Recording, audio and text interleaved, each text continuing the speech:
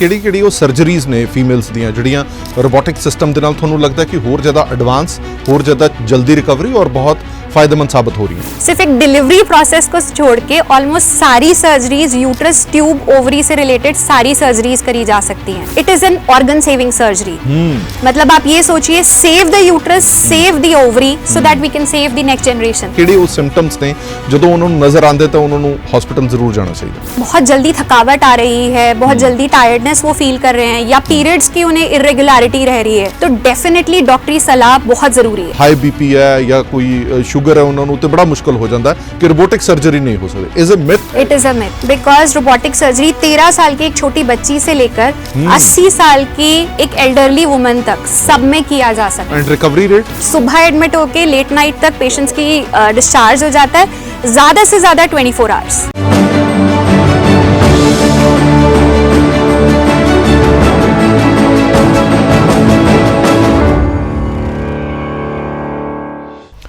ਸਵਾਗਤ ਹੈ PTC news ਦੇ ਵਿਸਥਾਰ ਦਰਸ਼ਕਾਂ ਦਾ। ਮੈਂ ਹਰਪ੍ਰੀਤ ਸਿੰਘ, ਤੁਹਾਡਾ ਪਸੰਦੀਦਾ ਸ਼ੋਅ ਇੱਕ ਵਾਰ ਫਿਰ ਤੋਂ ਲੈ ਕੇ ਤੁਹਾਡੇ ਸਾਹਮਣੇ ਹਾਜ਼ਰ ਹਾਂ। ਬਹੁਤ ਸਾਰੀਆਂ ਫੀਡਬੈਕਸ ਇਸ ਪ੍ਰੋਗਰਾਮ ਨੂੰ ਲੈ ਕੇ ਆਈਆਂ, ਜਿਨ੍ਹਾਂ ਦੇ ਵਿੱਚ ਸਭ ਤੋਂ ਜ਼ਿਆਦਾ ਜਿਹੜੀਆਂ ਫੀਡਬੈਕਸ ਆਈਆਂ ਕਿ ਫੀਮੇਲਸ ਨਾਲ ਰਿਲੇਟਡ ਬਹੁਤ ਸਾਰੀਆਂ ਬਿਮਾਰੀਆਂ, ਬਹੁਤ ਸਾਰੀਆਂ ਅਜਿਹੀ ਚੀਜ਼ਾਂ ਨੇ ਜਿਸ ਦੇ ਬਾਰੇ ਡਿਸਕਸ ਹੋਣਾ ਬੜਾ ਜ਼ਰੂਰੀ ਹੈ ਤੇ ਉਹਦੇ ਬਾਰੇ ਚਰਚਾ ਜ਼ਰੂਰ ਕੀਤੀ ਜਾਵੇ। ਸੋ ਅੱਜ ਇਹ ਐਪੀਸੋਡ ਔਰਤਾਂ ਨੂੰ ਸਮਰਪਿਤ ਹੈ। ਤੁਸੀਂ ਸਵੇਰੇ ਜਦੋਂ ਵੀ ਉੱਠਦੇ ਹੋ, ਸਵੇਰ ਤੋਂ ਲੈ ਕੇ ਰਾਤ ਦੇ ਸੌਣ ਤੱਕ ਆਪਣੇ ਘਰ ਦੇ ਵਿੱਚ ਕੋਈ ਵੀ ਤੁਹਾਨੂੰ ਚੀਜ਼ ਚਾਹੀਦੀ ਹੈ ਤਾਂ ਤੁਸੀਂ ਕਿਹਨੂੰ ਯਾਦ ਕਰਦੇ ਹੋ? ਜਾਂ ਤੁਸੀਂ ਆਪਣੀ ਮਾਂ ਨੂੰ ਯਾਦ ਕਰਦੇ ਹੋ, ਜਾਂ ਆਪਣੀ ਪਤਨੀ ਨੂੰ ਯਾਦ ਕਰਦੇ ਹੋ, ਜਾਂ ਆਪਣੀ ਭੈਣ ਨੂੰ ਯਾਦ ਕਰਦੇ ਹੋ। ਉਹ ਤੁਹਾਡੇ ਘਰ ਦਾ ਇੱਕ ਅਜਿਹਾ ਚਾਲਕ ਹੈ ਜਿਸ ਤੋਂ ਬਿਨਾਂ ਘਰ ਤੁਹਾਡਾ ਰੁਕ ਜਾਂਦਾ। ਤੁਸੀਂ ਇਮੇਜਿਨ ਕਰੋ ਕਿ ਜੇ ਘਰ ਦੀ ਔਰਤ ਕੁਝ ਦਿਨਾਂ ਦੇ ਲਈ ਬਿਮਾਰ ਹੋ ਜਾਏ ਤਾਂ ਸਭ ਨੂੰ ਹੱਥਾਂ ਪੈਰਾਂ ਦੀ ਪੈ ਜਾਂਦੀ ਹੈ, ਤੁਹਾਨੂੰ ਆਪਣਾ ਰੱਖਿਆ ਹੋਇਆ ਸਮਾਨ ਹੀ ਨਹੀਂ ਲੱਭਦਾ। ਸੋ ਇਸ ਕਰਕੇ ਔਰਤਾਂ ਦਾ ਤੰਦਰੁਸਤ ਰਹਿਣਾ ਬਹੁਤ ਜ਼ਰੂਰੀ ਹੈ। ਉਹ ਕਿਸੇ ਵੀ ਰੂਪ ਦੇ ਵਿੱਚ ਹੋਵੇ, ਉਹ ਤੁਹਾਡੀ ਪਤਨੀ ਵੀ ਹੋ ਸਕਦੀ ਹੈ, ਤੁਹਾਡੀ ਮਾਂ ਵੀ ਹੋ ਸਕਦੀ ਹੈ, ਤੁਹਾਡੀ ਭੈਣ ਵੀ ਹੋ ਸਕਦੀ ਹੈ। ਉਹਦਾ ਤੰਦਰੁਸਤ ਰਹਿਣਾ ਬੜਾ ਜ਼ਰੂਰੀ ਹੈ। ਆਮ ਤੌਰ ਤੇ ਔਰਤਾਂ ਦੇ ਲਈ ਇਹ ਵੀ ਕਿਹਾ ਜਾਂਦਾ ਕਿ ਔਰਤਾਂ ਆਪਣਾ ਧਿਆਨ ਨਾ ਰੱਖ ਕੇ ਆਪਣੀ ਔਲਾਦ, ਆਪਣੇ ਘਰ, ਆਪਣੇ ਪਰਿਵਾਰ ਬਾਰੇ ਜ਼ਰੂਰ ਸੋਚਦੀਆਂ ਨੇ, ਪਰ ਆਪਣਾ ਧਿਆਨ ਨਹੀਂ ਰੱਖਦੀਆਂ। ਪਰ ਹੁਣ ਇਹ ਸਮਾਂ ਆ ਗਿਆ ਕਿ ਸਾਰੇ ਪਰਿਵਾਰ ਦੀ ਇਹ ਜ਼ਿੰਮੇਵਾਰੀ ਹੈ ਕਿ ਉਹਨਾਂ ਦੇ ਘਰ ਦੀ ਔਰਤ ਹੈ ਜਿਹੜੀ ਉਹ ਤੰਦਰੁਸਤ ਰਹਿਣੀ ਚਾਹੀਦੀ ਹੈ। ਜੇ ਕਿਤੇ ਵੀ ਕੋਈ ਵੀ ਕਿਸੇ ਵੀ ਤਰ੍ਹਾਂ ਦਾ ਸਿੰਪਟਮ ਨਜ਼ਰ ਆਉਂਦਾ ਤਾਂ ਤਰਜੀਹ ਦੇ ਕੇ ਉਹਨਾਂ ਨੂੰ ਹਸਪੀਟਲ ਜ਼ਰੂਰ ਲਿਜਾਇਆ ਜਾਵੇ। ਸੋ ਅੱਜ ਇਸੇ ਗੱਲ ਤੇ ਹੀ ਚਰਚਾ ਕਰਾਂਗੇ। ਬਹੁਤ ਸਾਰੀਆਂ ਅਜਿਹੀਆਂ ਬਿਮਾਰੀਆਂ ਨੇ ਜਿਹੜੀਆਂ ਸਮੇਂ ਦੇ ਨਾਲ ਨਾਲ ਬਦਲਦੀਆਂ ਰਹਿੰਦੀਆਂ ਨੇ ਔਰ ਟ੍ਰੀਟਮੈਂਟ ਵੀ ਸਮੇਂ ਦੇ ਨਾਲ ਨਾਲ ਬਦਲਦਾ ਰਹਿੰਦਾ ਹੈ। ਪਿਛਲੇ ਐਪੀਸੋਡਸ ਦੇ ਵਿੱਚ ਅਸੀਂ ਤੁਹਾਨੂੰ ਦਿਖਾਇਆ ਕਿ ਰੋਬੋਟਿਕ ਸਿਸਟਮ ਦੇ ਨਾਲ ਕਿੰਨੀ ਤਬਦੀਲੀ ਆਈ ਹੈ। ਇੱਕ ਤਰ੍ਹਾਂ ਦੇ ਨਾਲ ਮੈਡੀਕਲ ਸਾਇੰਸਿਸ ਦੇ ਵਿੱਚ ਕ੍ਰਾਂਤੀ ਆਈ ਹੈ। ਉਹ ਨਾ ਸਿਰਫ ਮਰੀਜ਼ਾਂ ਦੇ ਲਈ ਬਲਕਿ ਜਿਹੜੇ ਡਾਕਟਰ ਸਾਹਿਬਾਨ ਨੇ ਉਹਨਾਂ ਦੇ ਲਈ ਵੀ ਇੱਕ ਚਮਤਕਾਰ ਸਾਬਤ ਹੋ ਰਹੀ ਹੈ। ਸਾਡੇ ਨਾਲ ਅੱਜ ਮੌਜੂਦ ਨੇ ਡਾਕਟਰ ਹੀਨਾ ਢੀਂਗਰਾ ਜੀ, ਚੀਫ ਗਾਇਨੋਕੋਲੋਜਿਸਟ ਨੇ ਤੇ ਰੋਬੋਟਿਕ ਸਰਜਨ ਨੇ ਸੋਹਾਣਾ ਹਸਪੀਟਲ ਮੋਹਾਲੀ ਦੇ। ਬਹੁਤ ਬਹੁਤ ਸਵਾਗਤ ਹੈ ਡਾਕਟਰ ਸਾਹਿਬ ਤੁਹਾਡਾ। ਡਾਕਟਰ ਸਾਹਿਬ, ਇਸ ਤੋਂ ਪਹਿਲਾਂ ਮੈਂ ਬਹੁਤ ਸਾਰੇ ਐਪੀਸੋਡ ਕਰ ਚੁੱਕਾ ਹਾਂ ਨਾ, ਤੇ ਬਹੁਤ ਸਾਰੀ ਫੀਡਬੈਕਸ ਇਹ ਸੀਗੀਆਂ ਕਿ ਫੀਮੇਲਸ ਬਾਰੇ ਗੱਲਬਾਤ ਕੀਤੀ ਜਾਵੇ। ਤੁਹਾਡਾ ਬਹੁਤ ਤਜਰਬਾ ਹੈ, ਡਾਕਟਰ ਸਾਹਿਬ ਨੂੰ 10 ਸਾਲ ਤੋਂ ਵੱਧ ਦਾ ਤਜਰਬਾ ਹੈਗਾ। ਇਸ ਤਜਰਬੇ ਦੇ ਵਿੱਚ ਤੁਸੀਂ ਇਹ ਦੇਖਿਆ, ਇਸ ਐਕਸਪੀਰੀਅੰਸ ਦੇ ਵਿੱਚ ਤੁਸੀਂ ਦੇਖਿਆ ਕਿ ਜੋ ਪਹਿਲਾਂ ਬਿਮਾਰੀਆਂ ਸੀਗੀਆਂ ਫੀਮੇਲਸ ਨਾਲ ਰਿਲੇਟਡ, ਹੁਣ ਟਾਈਮ ਪਾ ਕੇ ਉਹ ਬਿਮਾਰੀਆਂ ਛੋਟੀ ਉਮਰ ਦੇ ਵਿੱਚ ਹੀ ਹੋਣੀਆਂ ਸ਼ੁਰੂ ਹੋ ਗਈਆਂ, ਲਾਈਫ ਸਟਾਈਲ ਚੇਂਜ ਹੋਣਾ ਸ਼ੁਰੂ ਹੋ ਗਿਆ। ਭਾਵੇਂ ਤੁਸੀਂ ਬ੍ਰੈਸਟ ਕੈਂਸਰ ਦੀ ਗੱਲ ਕਰ ਲਓ ਜਾਂ ਹੋਰ ਕਈ ਤਰ੍ਹਾਂ ਦੀਆਂ ਬਿਮਾਰੀਆਂ ਲੇਡੀਜ਼ ਦੇ ਨਾਲ ਜੁੜੀਆਂ ਹੋਈਆਂ, ਉਹ ਆਮ ਸ਼ੁਰੂ ਹੋ ਗਈਆਂ ਜਿਹੜੀਆਂ ਕਦੇ ਏਜ ਪਾ ਕੇ ਆਉਂਦੀਆਂ ਸੀਗੀਆਂ ਕਿ ਇਸ ਏਜ ਤੋਂ ਪਹਿਲਾਂ ਸਭ ਕੁਝ ਠੀਕ ਹੈ, ਇਸ ਏਜ ਤੋਂ ਬਾਅਦ ਸ਼ੁਰੂ ਹੋਣੀਆਂ। ਕੀ ਚੇਂजेस ਤੁਹਾਨੂੰ ਨਜ਼ਰ ਆਈਆਂ? सबसे पहले तो सत श्री अकाल और नमस्कार सबको। जी। मैं आपको सबसे पहले धन्यवाद बोलना चाहूँगी कि आपके चैनल के थ्रू मैं आपके व्यूअर्स और लिसनर्स को मुझे एक मौका मिल रहा है कि मैं उनको गायनिकोलॉजिकल प्रॉब्लम्स से रूबरू करा सकूँ। ग्रेट जी। सो आपने बिल्कुल सही बोला कि जिस तरीके से लाइफस्टाइल चेंजेस अभी हमारे रूटीन में आ रहे हैं बिकॉज ऑफ सेडेंटरी लाइफस्टाइल, जो हमारी डाइटरी हैबिट्स हैं, जो हमारा वर्किंग स्टाइल है, बिकॉज आजकल जितनी भी लेडीज हैं वो करियर ओरिएंटेड इतनी ज़्यादा ऑब्वियसली हो चुकी हैं, which is a very good thing. But उसकी वजह से उनकी लेट मैरिजेस हो रही हैं, कंसीविंग उनकी लेट हो रही है because of dietary changes, sedentary जो बैठे रहते हैं उसकी वजह से they are more prone to have diseases at younger ages. जिस तरीके से जैसे कंसीविंग उनकी अगर लेट होती है तो जैसे अगर मैं किसी लेडी की ही बात करूं तो विद एडवांसिंग एज उनको यूट्रस की रसौलियां, जिस तरीके से फाइब्रॉइड्स या ओवरी जिसे हम अंडाशय बोलते हैं, उसमें मल्टीपल सिस्ट होना बहुत कॉमन हो चुका है। बिल्कुल। जिस तरीके से उनका बैठे रहने का काम ज्यादा होता है, ऑफिस वर्क उनका ज्यादा होता है, तो उस वजह से उनका पीसीओडी जिसे हम लाइफस्टाइल डिजीज बोलते हैं, जिससे बाद में उन्हें कंसीविंग में प्रॉब्लम आती है, वो बढ़ चुका है, जिस वजह से आगे उनको diabetes, hypertension, thyroid related disorders ये बहुत ज्यादा कॉमन हो ਹੋ ਚੁੱਕਾ ਹੈ ਅੱਜਕੱਲ। ਇਹ ਸਭ ਤੋਂ ਪਹਿਲਾਂ ਸੰਬੰਧਿਤ ਰਹਿੰਦਾ ਲਾਈਫਸਟਾਈਲ ਦੇ ਵਿੱਚ। ਤੁਹਾਨੂੰ ਲੱਗਦਾ ਹੈ ਕਿ ਡਾਕਟਰ ਤੇ ਜਾਣ ਤੋਂ ਪਹਿਲਾਂ ਤੁਹਾਨੂੰ ਲਾइफस्टाइल ਦੇ ਵਿੱਚ ਆਪਣੇ चेंजेस लेने चाहिए ने? बिल्कुल, आई थिंक ये मैसेज मैं सबको ही पहुंचाना चाहती हूँ कि लाइफस्टाइल, यस आजकल सबका बैठने का, ऑफिस वर्क, ये सब बहुत ज़्यादा हो चुका है, लेकिन एक हेल्दी लाइफस्टाइल जो आजकल हम ये बोलते हैं कि बाहर के ये कार्बोहाइड्रेट रिच जो एक बोलते हैं वेस्टर्नाइजेशन ऑफ फूड हो चुका है, उसको जितना हम कम करें उतना ज़्यादा अच्छा है। Just stick to organic foods, just stick to natural foods, जितना हाई प्रोटीन डाइट लें वो उतना अच्छा है। अपने लिए मुझे नहीं लगता कि 40 to 45 मिनट्स डेली का निकालना किसी के लिए बहुत मुश्किल है। बिल्कुल ठीक है। बस उसमें कुछ एक्सरसाइज डेली की ऐड ऑन होनी बहुत जरूरी है, क्योंकि जिस नींह ਦੇ ਉੱਤੇ पूरी बिल्डिंग खड़ी है, जो नींह कमजोर हो जाएगी तो बिल्डिंग तो खत्म ही हो जाएगी। डॉक्टर साहब, एक बड़ा अहम सवाल है, क्योंकि ਅਸੀਂ देख रहे हैं कि आए दिन मैडिकल साइंसिस ਦੇ ਵਿੱਚ अपडेशन आ रही है, ਉਹ ਤੁਹਾਡੇ ਵਾਸਤੇ ਵੀ ਇੱਕ ਚੈਲੰਜ ਸਾਬਤ ਹੁੰਦਾ ਕਿ ਜਦੋਂ ਤੁਸੀਂ ਸਟੱਡੀਜ਼ ਕੀਤੀਆਂ ਜਾਂ ਜਿੰਨਾ ਤੁਸੀਂ ਪ੍ਰੈਕਟੀਕਲ ਕੀਤਾ, ਹੁਣ ਰੋਬੋਟਿਕ ਆਪਾਂ ਸਿਸਟਮ ਦੀ ਗੱਲ ਕਰ ਲੈਂਦੇ ਆ, ਉਹ ਤੁਹਾਡੇ ਵਾਸਤੇ ਵੀ ਇੱਕ ਚੈਲੰਜ ਸਾਬਤ ਹੁੰਦਾ ਕਿ ਯਾਰ ਹਰ ਹਫਤੇ ਜਾਂ ਹਰ ਮਹੀਨੇ, ਹਰ 5-6 ਮਹੀਨੇ ਬਾਅਦ ਇੱਕ ਨਵੀਂ ਟੈਕਨੀਕ ਆ ਰਹੀ ਹੈ, ਉਹ ਟੈਕਨੀਕ ਪੇਸ਼ੈਂਟਸ ਵਾਸਤੇ ਤਾਂ ਬਹੁਤ ਕਾਰਗਰ ਸਾਬਤ ਹੋ ਰਹੀ ਹੈ, ਤੁਹਾਡੇ ਵਾਸਤੇ ਕਿੰਨਾ ਕੁ ਚੈਲੰਜ ਰਹਿੰਦਾ? सो ये आपने बहुत ही अच्छा क्वेश्चन पूछा है। जैसे सर्जिकल फील्ड में हर सर्जरी ब्रांच में अब एक गोल बन चुका है कि जितना अच्छा पेशेंट की रिकवरी हो, मिनिमल कट्स द्वारा सर्जरी करी जा सके, या मिनिमल ब्लड लॉस हो, पेशेंट का पोस्ट ऑपरेटिव पेन कम हो, अब हम उस तरफ ओरिएंटेड हो चुके हैं। सो वो जो भी एडवांस टेक्नोलॉजी है, it has shifted from open surgery, पहले लैप्रोस्कोपिक सर्जरी पे शिफ्ट हुआ, एंड डेफिनेटली अब वो रोबोटिक्स में शिफ्ट होके बहुत बड़ा रोल हो चुका है। इनफैक्ट सोहाना हॉस्पिटल में da Vinci XI system which is available, which is the 4th generation सबसे बेस्ट हमारा जो रोबोटिक सिस्टम है, विच इज अवेलेबल, उसके थ्रू हम बेस्ट टू बेस्ट टेक्नोलॉजी अभी पेशेंट्स को प्रोवाइड कर रहे हैं। क्योंकि सोहाना हॉस्पिटल ਲਈ ਤਾਂ ਇੱਕ ਗੱਲ ਬੜੀ ਮਸ਼ਹੂਰ ਹੋਣ ਲੱਗ ਗਈ ਕਿ ਰੋਬੋਟ ਕ੍ਰਾਂਤੀ ਹੈ ਜਿਹੜੀ ਉਹ ਸਹਾਣਾ ਹਸਪੀਟਲ ਲੈ ਕੇ ਆ ਚੁੱਕਾ ਹੈ। ਪਰ ਬੀਇੰਗ ਅ ਡਾਕਟਰ ਮੈਂ ਤੁਹਾਡੇ ਤੋਂ ਇਹ ਸਮਝਣਾ ਚਾਹੁੰਦਾ ਕਿ ਓਪਨ ਸਰਜਰੀ ਔਰ ਰੋਬੋਟਿਕ ਸਰਜਰੀ, ਇਹਨਾਂ ਦੇ ਵਿੱਚ ਮੇਨ ਡਿਫਰੈਂਸ ਕੀ ਹੈ, ਕਿਹੜੀ ਤੁਹਾਨੂੰ ਬੈਸਟ ਲੱਗਦੀ ਹੈ? ਆਮ ਤੌਰ ਤੇ ਆਪਾਂ ਇਹ ਵੀ ਗੱਲ ਕਰਦੇ ਹੁੰਦੇ ਆ, ਲੇਮੈਨ ਦੀ ਭਾਸ਼ਾ ਸਮਝਣਾ ਚਾਹਨਾ ਕਿ ਲੋਕਾਂ ਦੇ ਮਨ ਦੇ ਵਿੱਚ ਹੁੰਦਾ ਕਿ ਜੋ ਡਾਕਟਰ ਦੇ ਹੱਥ ਦੀ ਕਾਬਲੀਅਤ ਹੈ ਉਹ ਇੱਕ ਮਸ਼ੀਨ ਨਹੀਂ ਕਰ ਸਕਦੀ। ਇਹਦੇ ਬਾਰੇ ਥੋੜਾ ਜਿਹਾ ਦੱਸੋ। सो ओपन सर्जरी पहले जो होती थी उसमें 15 से 20 सेंटीमीटर का एक पेट पे कट लगाया जाता था। सो ऑब्वियसली अगर इतना बड़ा कट लगाया जा रहा है, पेशेंट को पेन ज्यादा है, उसको ब्लीडिंग ज्यादा है, उसको हमें एंटीबायोटिक्स हमें ज्यादा देनी पड़ती हैं। इनफैक्ट पेशेंट की रिकवरी इतनी स्लो हो जाती है, महीना 2 महीना वो बिस्तर पे पड़े रहते हैं।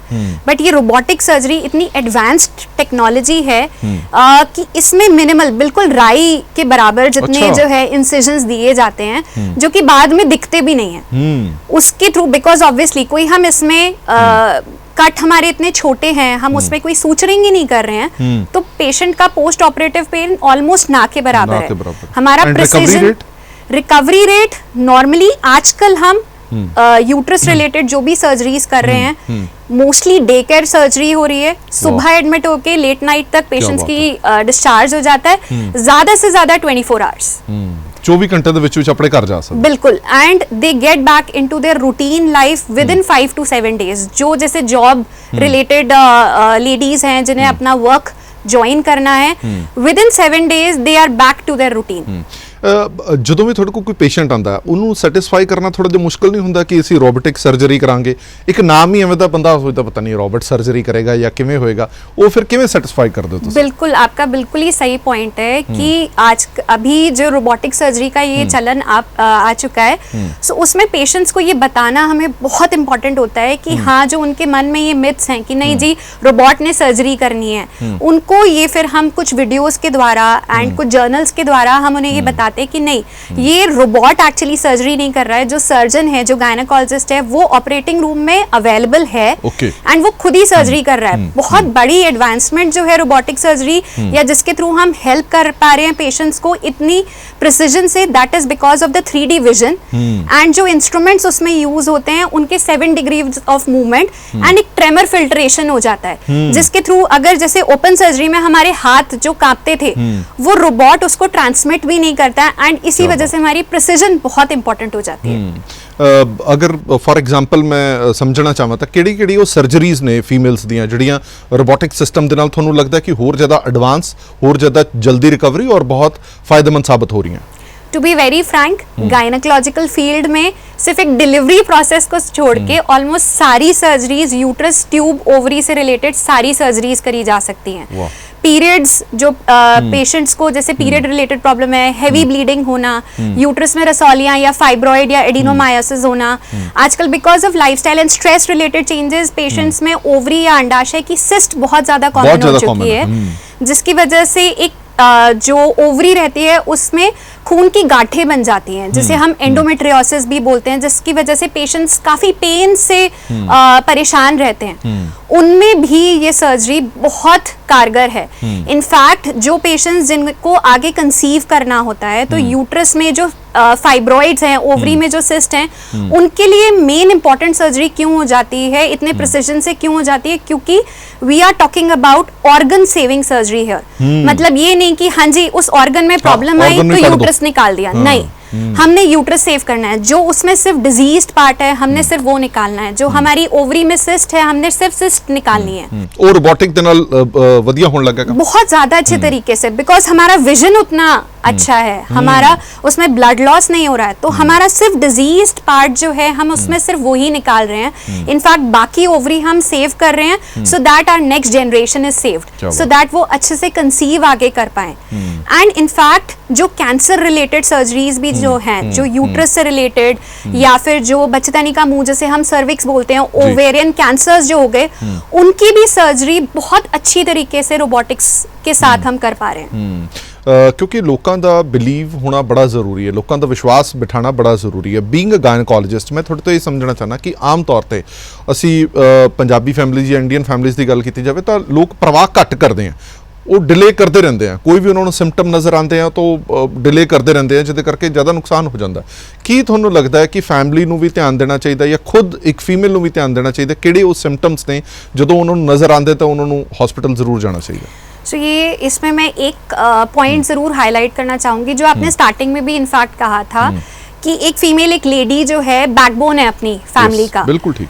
वो जो स्पाइन है, वो घर में अगर कोई भी बीमार पड़ता है तो एक लेडी ने सबका ध्यान रखना है। एग्जैक्टली। बट अगर वो खुद ही बिस्तर पे पड़ जाए तो उसका ध्यान रखने के लिए कोई होना चाहिए। उनके जो भी सिम्टम्स आ रहे हैं, एटलीस्ट घर में कोई ये ध्यान देने के लिए होना चाहिए। तो I think it is a message for the husbands, the fathers of the house, कि अगर कोई भी लेडी ऑफ द हाउस है, कोई भी गर्ल, फीमेल जो भी हैं, अगर उनमें कोई आपको लग रहा है कि बहुत जल्दी थकावट आ रही है, बहुत जल्दी टायर्डनेस वो फील कर रहे हैं, या पीरियड्स की उन्हें इरेगुलरिटी रह रही है, बहुत जल्दी वो वजन गेन कर रहे हैं या फिर वजन लूज कर रहे हैं, या फिर किसी भी तरीके का चिड़चिड़ापन बहुत जल्दी आ रहा है उन्हें पीरियड्स के दौरान, या वैसे भी उन्हें बहुत ज़्यादा पेट में दर्द रह रहा है, कुछ उल्टियाँ या दस्त उन्हें रह रही हैं, तो डेफिनेटली डॉक्टरी सलाह बहुत ज़रूरी है। मैम एक होर गल, जिवें अजकल सर्वाइकल कैंसर या ओवरी दा कैंसर, ये चीज़ां भी रोबोटिक सिस्टम दे नाल थोड़ी कोई हेल्प कर पा रही हैं? बिल्कुल। Cervical cancers in early stages and ovarian cancers in early stages, इसमें हम रोबोटिक सर्जरी के द्वारा जो भी हमारे कैंसर्स होते हैं वो पूरा हमें निकालना बहुत अच्छी तरीके से, बहुत अच्छे प्रिसिजन से हम पॉसिबल कर पाते हैं। इनफैक्ट जो भी, अगर जैसे मान लीजिए सर्वाइकल कैंसर्स हैं, जब हम अर्ली स्टेज में उसे पकड़ लेते हैं तो यूट्रस के साथ जो भी उसकी कोशिकाएं रहती हैं जो इधर उधर कैंसर को फैलाते हैं, वो भी साथ साथ रोबोटिक सर्जरी में हम बहुत प्रिसिजन, फाइन तरीके से हम निकाल लेते हैं, ताकि सर्जरी करते ही जो भी कैंसर फैल रहा है वो रुक जाए। इस तो वड्डी होर नियामत की हो सकती है। कदे कोई टाइम सीगा जदों कहा जाता सीगा कि किसी नूं कैंसर हो गया तो लाइलाज बीमारी है, हुण रब अगे अरदास ही कर सकते हो, पर देखो साइंस ने कितनी तरक्की की कि रोबोटिक सिस्टम के नाल वो कैंसर अगे वधण तो भी रोकया जा सकता है। एक होर बड़ा इंपॉर्टेंट सवाल है कि रोबोटिक सर्जरी दे लई कोई एज भी मैटर करती है कि हर एज दी औरतां दे लई हो सकता है? आम तौर पर असीं कहने हैं कि 50 साल तो उत्ते जे उन्होंने हाई BP है या कोई शुगर है, उन्होंने उत्ते बड़ा मुश्किल हो जाता है कि रोबोटिक सर्जरी नहीं हो सकती। इज मिथ या कुछ है? It is a myth, it is totally a myth, because robotic surgery 13 साल की एक छोटी बच्ची से लेकर 80 साल की एक एल्डरली वुमन तक सब में किया जा सकता है। 13 साल की एक छोटी बच्ची को अगर बहुत बड़ा ओवेरियन सिस्ट है जो कि नॉन कैंसरस है या कैंसरस है, वही 80 साल के अगर एक बूढ़ी महिला को कोई यूट्रस रिलेटेड प्रॉब्लम है, बच्चेदानी ढीली पड़ गई है या उसमें उन्हें ब्लीडिंग की प्रॉब्लम हो रही है, कोई कैंसर रिलेटेड प्रॉब्लम हो रही है, every surgery can be done with robotics and robotics हर एज को केटर करता है। ਇਹ ਬੜਾ ਇੰਪੋਰਟੈਂਟ ਸਵਾਲ ਸੀਗਾ। ਕਈ ਵਾਰੀ ਮਿਥ ਇੰਨੀਆਂ ਵੱਡੀਆਂ ਹੋ ਜਾਂਦੀਆਂ। ਇਸੇ ਨਾਲ ਰਿਲੇਟਡ ਇੱਕ ਹੋਰ ਸਵਾਲ ਹੈ। ਅੱਜ ਕੱਲ੍ਹ ਅਸੀਂ ਇਹ ਵੀ ਦੇਖ ਰਹੇ ਹਾਂ ਕਿ ਛੋਟੀ ਉਮਰ ਦੇ ਵਿੱਚ ਹੀ ਲੜਕੀਆਂ ਨੂੰ ਸਿਸਟ ਦੀ ਪ੍ਰੋਬਲਮ ਆ ਰਹੀ ਹੈ। ਕੀ ਉਹ ਪ੍ਰੋਬਲਮ ਵੀ ਰੋਬੋਟਿਕ ਸਾਇੰਸ ਦੇ ਨਾਲ, ਟੈਕਨੋਲੋਜੀ ਦੇ ਨਾਲ ਤੁਹਾਨੂੰ ਲੱਗਦਾ ਕਿ ਬੈਟਰ ਹੈਗੀ ਹੈ? सो छोटी उम्र में जो लड़कियां हैं बेसिकली उन्हें ये प्रॉब्लम सिस्ट की आ रही है because of the lifestyle changes, because पढ़ाई के प्रेशर के कारण, जॉब्स के प्रेशर के कारण, डाइटरी हैबिट्स के कारण उनमें ओवेरियन सिस्ट या यूट्राइन फाइब्रॉइड्स की परेशानियां जो रहती हैं वो बहुत ज़्यादा बढ़ रही हैं। बट येस, अगर बहुत बड़ी सिस्ट हैं या यूट्रस में फाइब्रॉइड्स हैं, डेफिनेटली उसे रोबोटिक सर्जरी द्वारा हम टैकल कर सकते हैं। And what we say is it is an organ saving surgery. मतलब आप ये सोचिए, save the uterus, save the ovary, so that we can save the next generation. Great. ਕਈ ਵਾਰੀ ਫੀਮੇਲਸ ਦੇ ਵਿੱਚ ਇਹ ਵੀ ਗੱਲ ਹੁੰਦੀ ਹੈ ਕਿ ਜਿਵੇਂ ਤੁਸੀਂ ਸਰਜਰੀ ਦੀ ਗੱਲ ਕੀਤੀ ਕਿ ਸਕਾਰਸ ਨਾ ਰਹਿ ਜਾਣ, ਮੇਰੇ ਸਕਿਨ ਤੇ ਕੋਈ ਨਿਸ਼ਾਨ ਨਾ ਰਹਿ ਜਾਣ, ਇਸ ਕਰਕੇ ਉਹ ਇਗਨੋਰ ਕਰਦੀਆਂ ਰਹਿੰਦੀਆਂ ਜਾਂ ਉਹ ਥੋੜਾ ਜਿਹਾ ਕਹਿੰਦੀਆਂ ਕਿ ਨਹੀਂ ਸਾਰੀ ਉਮਰ ਦਾ ਨਿਸ਼ਾਨ ਰਹਿ ਜਾਂਦਾ। ਤਾਂ ਕੀ ਉਹਨਾਂ ਲਈ ਇਹ वरदान हैगी है रोबोटिक सर्जरी? बिल्कुल, ये बहुत ही बड़ा वरदान है उन लोगों के लिए, बिकॉज पहले जो ओपन सर्जरी होती थी, अगर कोई डिजीज है डेफिनेटली उसे बॉडी से निकालना बहुत जरूरी है। बट अब पहले सर्जरीज में 15 से 20 सेंटीमीटर बड़े कट आते थे। अब वही सर्जरी लेस देन 5 मिलीमीटर के छोटे छोटे कट्स द्वारा अगर करी जा रही है, सो उसमें सबसे बड़ा यही बेनिफिट है कि उसमें बाद में निशान दिखते भी नहीं। ਇਹ ਤਾਂ ਬਹੁਤ ਵਧੀਆ ਗੱਲ ਹੈ। ਚਲੋ ਹੁਣ ਮੇਨ ਗੱਲ ਇਹ ਵੀ ਆ ਜਾਂਦੀ ਹੈ ਕਿ ਜਦੋਂ ਆਪਾਂ, ਕਿਉਂਕਿ ਲੋਕਾਂ ਦੀ ਸਾਈਕੋ ਇਦਾਂ ਦੀ ਬਣ ਚੁੱਕੀ ਹੈ ਨਾ, ਜਦੋਂ ਤੁਸੀਂ ਇਹ ਕਹਿੰਦੇ ਹੋ ਕਿ ਰੋਬੋਟਿਕ ਸਰਜਰੀ ਹੋਏਗੀ ਮਸ਼ੀਨਾਂ ਦੇ ਨਾਲ, ਬਹੁਤ ਅਪਡੇਟ ਮਸ਼ੀਨਸ ਹੈ, ਫਿਰ ਉਹਨਾਂ ਦੇ ਜ਼ਿਹਨ ਦੇ ਵਿੱਚ ਇਹ ਜ਼ਰੂਰ ਆਉਂਦਾ ਕਿ ਇਹ ਬਹੁਤ ਜ਼ਿਆਦਾ ਕਾਸਟਲੀ ਹੋਏਗੀ, ਇਹ ਬੇਅਰ ਨਹੀਂ ਕੀਤੀ ਜਾ ਸਕਦੀ, ਅਫੋਰਡੇਬਲ नहीं है। ਉਹਦੇ ਤੇ ਸੁਹਾਣਾ ਹਸਪੀਟਲ ਦਾ ਜਾਂ ਤੁਹਾਡਾ ਕੀ ਕਹਿਣਾ? सो कॉस्ट एक बहुत बड़ा फैक्टर होता है कोई भी मेडिकल या सर्जिकल ट्रीटमेंट के लिए। बट मैं ये समझना चाहना कि कितना को फर्क हैगा कि ਜਿਹੜਾ ਤੁਸੀਂ ओपन सर्जरी करते हो या ਜਿਹੜਾ रोबोटिक सर्जरी है, दोवां च कितना को फर्क लगता ਤੁਹਾਨੂੰ? मैं इसी को दो चीज़ों से समझाना चाहूँगी आपको, specially at Suhana hospital, because of the help of our management, we are giving best of the best services in low cost and high successful treatment to everyone। यहाँ सुहाना हॉस्पिटल में मुझे काम करते हुए सिर्फ एक चीज़ जो बहुत अच्छे से समझ में आई है, दैट इज सरबत दा भला। क्या बात है?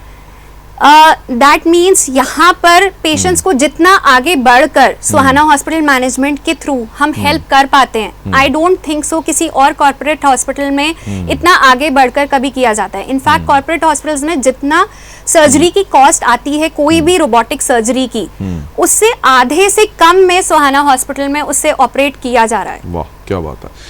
प्लीज़ डोंट माइंड, वैसे मैं ये गल कर रहा कि ਜਿਹੜੇ ਪੇਸ਼ੈਂਟਸ ਹੈ ਉਹਨਾਂ ਦੇ ਜ਼ਿਹਨ ਦੇ ਵਿੱਚ ਵੀ ਕਿਤੇ ਨਾ ਕਿਤੇ ਇਹ ਗੱਲ ਜ਼ਰੂਰ ਆ ਗਈ ਹੈ ਕਿ ਜਿੰਨੇ ਅਸੀਂ ਮਲਟੀ ਸਪੈਸ਼ਲਿਸਟੀ ਹਸਪੀਟਲ ਦੇ ਵਿੱਚ ਜਾਵਾਂਗੇ ਤਾਂ ਉਹ ਹੁੰਦਾ ਕੁਝ ਹੋਰ ਹੈ, ਬਣਾ ਕੁਝ ਹੋਰ ਦਿੱਤਾ ਜਾਂਦਾ ਹੈ, ਟ੍ਰੀਟਮੈਂਟ ਕੁਝ ਹੋਰ ਹੋਣਾ ਹੁੰਦਾ, ਉਹ ਟ੍ਰੀਟਮੈਂਟ ਕੁਝ ਹੋਰ ਬਣਾ ਦਿੱਤਾ ਜਾਂਦਾ ਹੈ। ਇਸ ਜਿਹੜੀ ਚੀਜ਼ ਨੂੰ ਇਹ ਕਿਤੇ ਨਾ ਕਿਤੇ ਸੱਚ ਵੀ ਹੈ, ਕਿਉਂਕਿ ਮੈਂ ਨਿਊਜ਼ ਦੇ ਵਿੱਚ ਹਾਂ, ਕਈ ਥਾਵਾਂ ਤੇ ਸਾਨੂੰ ਨਜ਼ਰ ਵੀ ਆਉਂਦੀ ਹੈ। ਪਰ ਤੁਹਾਨੂੰ ਲੱਗਦਾ ਹੈ ਕਿ ਇਹ ਜਿਹੜਾ ਫਰਕ ਹੈ, ਇਹ ਜਿਹੜਾ ਫਾਸਲਾ ਹੈ ਪੇਸ਼ੈਂਟ ਤੇ ਡਾਕਟਰ ਦੇ ਵਿਚਕਾਰ, ਜਿਹੜੀ ਵਿਸ਼ਵਾਸ ਦੀ ਇੱਕ ਤੰਦ ਸੀ, ਉਹ ਥੋੜੀ ਜਿਹੀ ਜਿਹੜੀ ਢਿੱਲੀ ਹੋਈ ਆ, ਉਹਨੂੰ ਖਤਮ ਕਰਨਾ ਬਹੁਤ ਜ਼ਰੂਰੀ ਹੈ। ਕਿਵੇਂ ਕੰਸਲਟੈਂਟ ਕਿਵੇਂ ਕਰਦੇ ਹੋ ਜਿਹੜਾ ਤੁਹਾਡੇ ਕੋਲ ਪੇਸ਼ੈਂਟ ਆਉਂਦਾ? सो जैसे कभी भी कोई पेशेंट आता है तो एट सुहाना हॉस्पिटल हमारे पास ये एडवांटेज है एक टीम वर्क का। मल्टी स्पेशलिटी हॉस्पिटल है, I think we have best to best and mostly सारी सुपर स्पेशलिटी ब्रांचेस भी हमारे पास अंडर वन रूफ अवेलेबल हैं। फॉर एग्जांपल एक कैंसर की ही अगर मैं बात करूं, कैंसर में सर्जरी होनी है, उसे कीमोथेरेपी मिलनी है, रेडियोथेरेपी मिलनी है, इसका डिसीजन लेना बहुत इंपॉर्टेंट है। बहुत इंपॉर्टेंट है, यस। किसी हॉस्पिटल में मान लीजिए अगर सिर्फ सर्जिकल फील्ड अवेलेबल है, कीमोथेरेपी अवेलेबल नहीं है, बट पेशेंट को कीमोथेरेपी से बेनिफिट मिलना है, सो ये वहीं पर ही पूरा हुआ जा सकता है जब एक वन रूफ दे थले सब वन कुछ रूफ। और एग्जैक्टली यही होता है, पेशेंट, उनके अटेंडेंट, इनफैक्ट जो भी हमारा सपोर्टिव स्टाफ सिस्टम है, हमारे रेडियोलॉजिस्ट हो गए, पैथोलॉजिस्ट हो गए, कैंसर स्पेशलिस्ट हो गए, गायनेकोलॉजिस्ट, यूरोलॉजिस्ट टीम जो हो जाते हैं, ये सब साथ में मिल के पेशेंट के लिए जो सबसे बेनिफिशियल ट्रीटमेंट है उस चीज का डिसीजन अंडर वन रूफ लेते हैं। ये बहुत ਜ਼ਰੂਰੀ ਹੈ ਕਿਉਂਕਿ ਤੁਹਾਨੂੰ ਕਿਧਰੇ ਵੀ ਹੋਰ ਜਾਣ ਦੀ ਜ਼ਰੂਰਤ ਪੈਂਦੀ ਨਹੀਂ ਹੈ। ਇਹ ਬੜਾ ਜ਼ਰੂਰੀ ਹੁੰਦਾ ਹੈ, ਸਾਡੇ ਲਈ ਵੀ ਜ਼ਰੂਰੀ ਹੁੰਦਾ ਹੈ। ਅਸੀਂ ਵੀ ਕਦੇ ਜਦੋਂ ਕੋਈ ਪ੍ਰੋਗਰਾਮ ਕਰਦੇ ਹਾਂ ਤਾਂ ਉਹਦਾ ਫੀਡਬੈਕ ਜ਼ਰੂਰ ਲੈਂਦੇ ਹਾਂ ਕਿ ਲੋਕਾਂ ਨੂੰ ਪਸੰਦ ਆ ਰਿਹਾ ਜਾਂ ਨਹੀਂ ਆ ਰਿਹਾ, ਉਹਦਾ ਕੋਈ ਬੈਨੀਫਿਟ ਹੋ ਰਿਹਾ ਕਿ ਨਹੀਂ ਹੋ ਰਿਹਾ। ਜਿਨ੍ਹਾਂ ਵੀ ਪੇਸ਼ੈਂਟਸ ਦੇ ਤੁਸੀਂ ਸਰਜਰੀ ਕਰਦੇ ਹੋ ਜਾਂ ਜੋ ਵੀ ਕਰਦੇ ਹੋ, ਰੋਬੋਟਿਕ ਸਰਜਰੀਜ਼ ਕਰਦੇ ਹੋ, ਉਹਨਾਂ ਦੀ ਫੀਡਬੈਕ ਕੀ ਹੁੰਦੀ ਹੈ? ਲੈਂਦੇ ਹੋ ਫੀਡਬੈਕ ਉਹਨਾਂ ਤੋਂ? बिल्कुल। किसी भी सर्जन की कैपेबिलिटी या सर्जरी कैसी हुई है उसके फीडबैक से ही पता चलता है। मैं इसमें सिर्फ एक एग्जांपल देना चाहूंगी आपको। I had a patient, 64 year old माता जी थे, उनके यूट्रस की सर्जरी करी, सेम डे पर उनको नाइट में डिस्चार्ज कर दिया। 3 से 4 दिनों के बीच में उन्होंने अपना खुद से खाना पीना, किचन में काम करना उन्होंने चालू किया। उन्होंने खुद मुझे आके ये फॉलो अप दिया कि उन्हें कोई पेन किलर्स की जरूरत 3 दिन के बाद नहीं पड़ी, उन्हें कोई एंटीबायोटिक्स, ऑब्वियसली हमने उन्हें ज्यादा ओरल एंटीबायोटिक्स के बाद उन्हें कुछ डिस्चार्ज पे दिया ही नहीं था, उनको कोई ब्लीडिंग नहीं हुई उसके बाद। एंड इन फैक्ट 1 हफ्ते बाद उन्होंने अपने बेटे के पास यूएसए ट्रैवल भी किया। सो जिस तरीके से हमें फीडबैक्स मिल रहे हैं, हमारे पेशेंट ही आगे हमें पेशेंट्स जो है, it is just by word of mouth कि हमारे पास पेशेंट्स भेज रहे हैं, जिससे हम रोबोटिक्स के द्वारा बाकी लोगों को भी बेनिफिट पहुंचा सकें। ਬੀਇੰਗ ਅ ਡਾਕਟਰ ਤੁਸੀਂ ਦੋਵੇਂ ਤਰ੍ਹਾਂ ਦੀ ਸਰਜਰੀਜ਼ ਕੀਤੀਆਂ, ਤੁਸੀਂ ਓਪਨ ਸਰਜਰੀਜ਼ ਵੀ ਕੀਤੀਆਂ, ਤੁਸੀਂ ਰੋਬੋਟਿਕ ਸਰਜਰੀਜ਼ ਵੀ ਕਰ ਰਹੇ ਹੋ। ਬੀਇੰਗ ਅ ਡਾਕਟਰ ਤੁਹਾਨੂੰ ਕੀ ਲੱਗਦਾ ਹੈ ਕਿ ਇਹਨਾਂ ਦੋਵਾਂ ਦੇ ਵਿੱਚ ਕਿੰਨਾ ਕੁ ਫਰਕ ਲੱਗਿਆ ਜਾਂ ਤੁਹਾਨੂੰ ਲੱਗਿਆ ਕਿ ਇਹ ਐਡਵਾਂਸਮੈਂਟ ਹੈ ਜਿਹੜੀ ਇਹ ਤੁਹਾਡੇ ਵਾਸਤੇ ਵੀ ਕਾਰਗਰ ਸਾਬਤ ਹੋ ਰਹੀ ਹੈ ਤੇ ਪੇਸ਼ੈਂਟਸ ਵਾਸਤੇ ਕੀ ਫਰਕ ਮੋਟਾ-ਮੋਟਾ सो बीइंग अ डॉक्टर मैंने ओपन सर्जरी, लैप्रोस्कोपिक सर्जरी और रोबोटिक सर्जरी मैंने सब करी। इवन ओपन और रोबोटिक में तो डिफरेंस बिल्कुल सामने सामने दिखता है कि यस, पेशेंट की रिकवरी भी जल्दी हो रही है। ओपन और रोबोटिक्स में मेन पेशेंट को बेनिफिट जा रहा है, बट अगर हम लैप्रोस्कोपिक और रोबोटिक में देखें, पेशेंट को तो जितना बेनिफिट है वो है ही, बट एज सच एक सर्जन को भी बहुत बेनिफिट मिलता है, because with advancing as also जो वो एक ट्रेमर फिल्ट्रेशन वाली बात होती है वो खत्म हो जाती है। जो एक थकावट रहती है बड़ी बड़ी सर्जरीज करने के बाद, ज्यादा देर खड़े होने के बाद, शोल्डर पेन, बैक एक जो एक सर्जन को फील होती थी वो नहीं होती।